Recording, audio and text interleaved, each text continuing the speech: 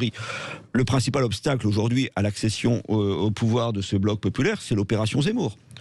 Opération extrêmement intéressante dans ce sens que c'est un candidat qui, d'après les sondages, n'a pas de chance pour l'instant de triompher. Mmh.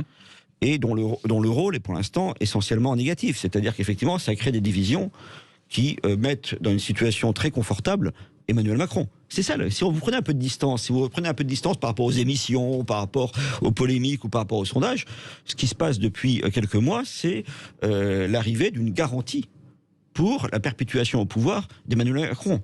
Est-ce que cette volonté consciente... Est-ce que vous iriez jusqu'à dire qu'Éric Zemmour fait partie de ce bloc élitaire ? Ah bien sûr, bien sûr. Enfin, c'est une solution alternative. Il veut atteler le vote populaire grâce au thème de l'immigration, qui est une vraie attente pour les catégories populaires, mais qui est quand même pas la seule, à la défense des intérêts matériels de la bourgeoisie. C'est tout à fait clair.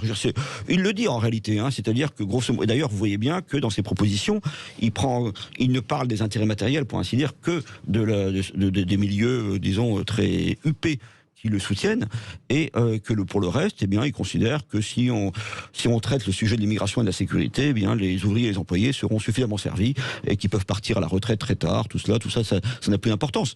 C'est une forme de ruse de la raison ou c'est une ruse de la bourgeoisie.